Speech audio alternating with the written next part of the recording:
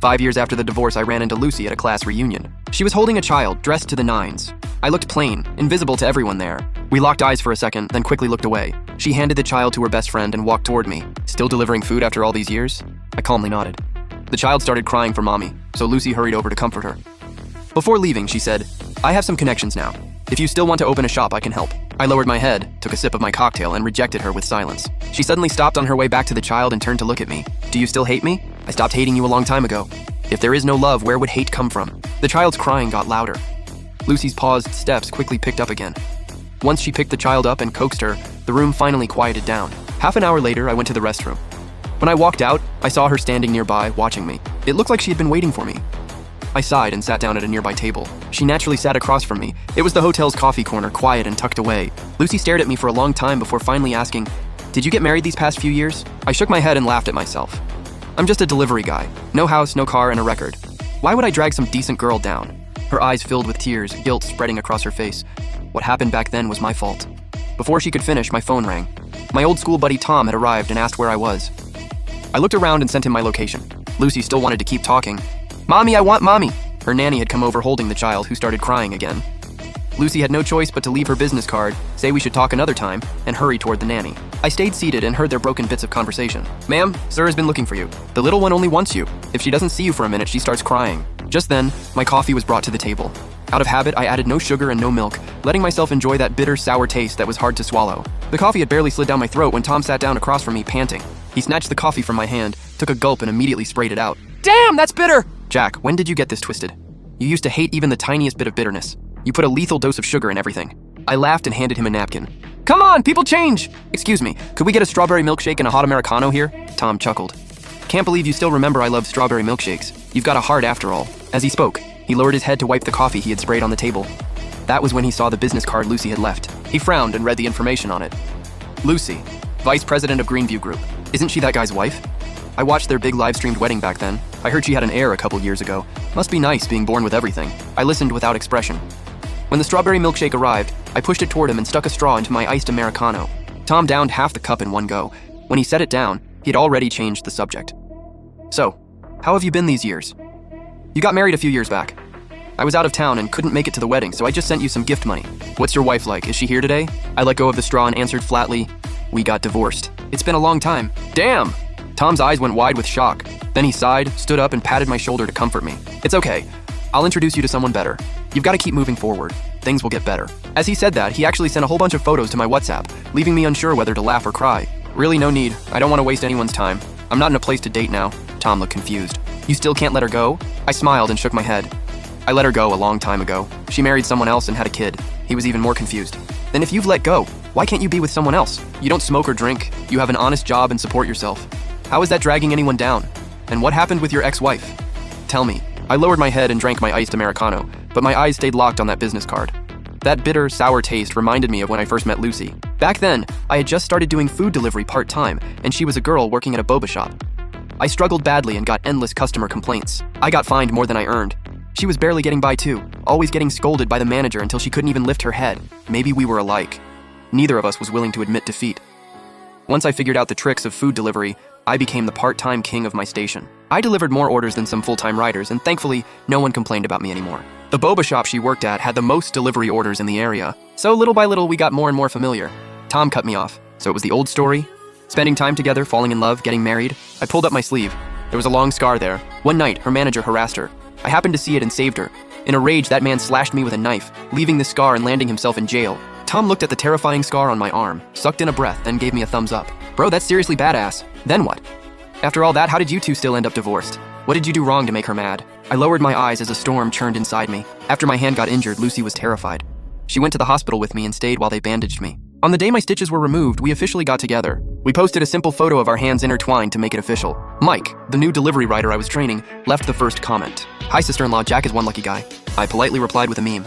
The next day, after finishing my deliveries, I picked up Lucy, who had just finished studying at the library, and we got ready to go home. As it happened, Mike was also delivering nearby and rode up beside me. He handed over 2 cups of boba hanging from the front of his scooter and smiled honestly. "Jack, this must be my sister-in-law, right?" "Hi, I'm Mike, just call me Mikey." The shop messed up these drinks. The customer didn't want them, and the shop wouldn't refund them, so I had to pay for them. But I don't like sweet stuff, so they're yours. Consider it my congratulations gift. Lucy was a girl who understood manners. To return Mike's kindness for the boba, we invited him over for dinner a few days later. Lucy and I didn't have much money then. Besides delivering food, I had another main job as an apprentice at a bakery. My dream was to open my own coffee and bread shop. But my hand was injured, so I got fired. I could only deliver food full-time to make a living. After what happened with the boba shop manager, Lucy stopped working too. She said people at the bottom were doomed to be bullied, so she wanted to take civil service exams, get her teaching certificate, and climb higher. She wanted to fight for our future. I supported her decision and carried everything I could. From then on, I kept delivering food. At night, I studied baking courses online at home while she spent her time at the library. Gradually, I saved enough to buy basic baking equipment, and she got ready for her exams. But it seemed like fate hated seeing us live smoothly. On the day of Lucy's exam, I dropped her off at the test center. The moment I turned around, I got into a car accident. The driver ran off. Both my legs were crushed and fractured, and the money I had saved wasn't even enough for the medical bills. Lucy sobbed in the hospital room, blaming herself for letting me take her to the exam. I comforted her. It's okay. The money's gone, but I can deliver food again and earn it back later. Only then did I barely make her laugh. Later, the police finally caught the driver. He had been drunk driving, and the evidence was solid, but he didn't have much money or extra insurance. In the end, he only paid tens of thousands, not even half the treatment cost. During those days, I watched Lucy leave early and come home late, losing a lot of weight just to earn money for my treatment. I told her to break up with me, but she refused. She stubbornly kept going and stopped going to the library. She spent all her time taking care of me and making money. It wasn't until 9 months later that I could walk normally again and return to food delivery. Lucy finally relaxed her strained nerves.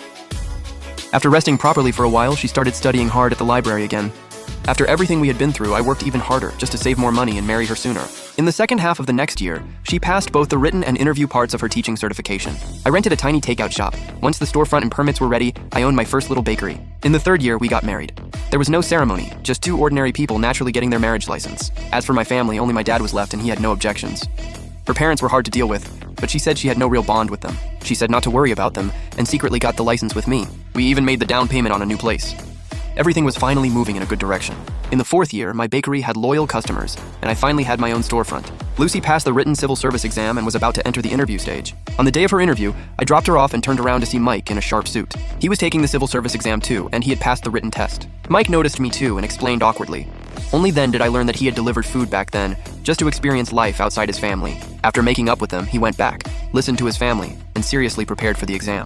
He passed on his first try. I couldn't help but sigh. Some people really are born lucky. After learning I was there to send Lucy to her interview, he acted very loyal. Don't worry, Jack. She'll definitely make it. She's way better than me. She'll pass for sure. I accepted his blessing with a smile, but blessings are not reality. Lucy failed the interview. Mike, who had barely studied, passed instead and officially got the government job. During that time, Lucy became a little depressed. She either blamed the world or hated herself for not performing well enough. Even I got caught in it. Everything I did irritated her. I had no choice but to comfort her, stay with her, and try to make her happy. Tom's expression became complicated. Hold on, bro. From what it sounds like, you two went through real hardship together. When you were down, she stayed. And when she had problems, you gave it everything.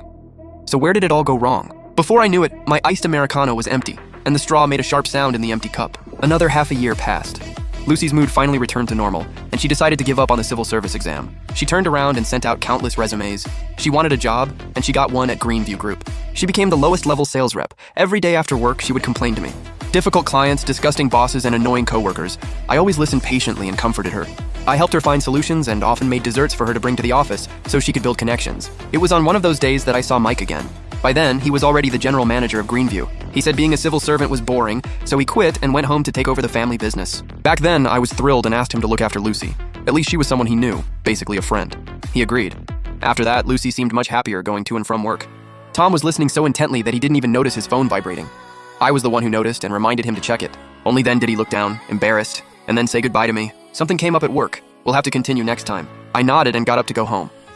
I still lived in the place we had bought with a mortgage back then. The mortgage had long been paid off, but now I was the only one living there. I lay on the couch and closed my eyes, listening to the rain falling outside. Several joints in my body started aching again. Those injuries came from the men Lucy sent to beat me. It was the last rainy day before our divorce. Lucy had gone out without an umbrella, and I couldn't reach her by phone. I was afraid she wouldn't want to spend money on a ride, so I took a cab to bring her an umbrella. I also planned to pick her up from work. But as soon as I reached the bottom of her office building, I saw Lucy and Mike walking out hand in hand, laughing. The rain was so loud it covered my pounding heartbeat.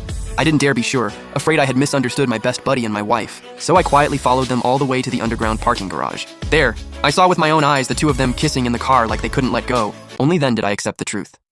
Furious, I rushed forward and slapped the car window. Lucy hurriedly buttoned her clothes. Mike got out and tried to explain, but I didn't want to hear it. I knocked him to the ground with one punch, my eyes bloodshot, hitting him again and again. Later, a large group of people pulled us apart and started punching and kicking me. Lucy had called them. She gently touched Mike's face, then coldly gave the order. Beat him to death. After a round of fists and kicks, Lucy held Mike's hand and walked up to me, looking down from above. Jack, I was planning to bring up divorce with you in the next few days. Since you found out, I don't need another excuse. I looked at her, unwilling to accept it. Why? We went through so much pain and hardship together. Now that life is finally getting better, why would you do this? Mike curled his lips. Because you're not as good as me. Jack, you're just a delivery guy. Later, you opened a little shop, sure. But what do you have to compete with me? I have several companies for my future children to inherit. You only have a pile of crappy machines. I didn't want to hear him. I only wanted to hear Lucy's answer. So I kept looking at her. Her eyes were complicated. Everything Mike said is true. Jack, call it my fault. You can hate me, but this divorce is happening. I told you before, I don't want to spend my life beneath other people. You have no idea how good it feels to have power. No one dares to bully me anymore. Everyone only tries to please me. This is the life I want. Whether you open a shop or deliver food, none of it means anything to me. My nails dug into my palm, but it was nothing compared to the pain in my heart. Means nothing?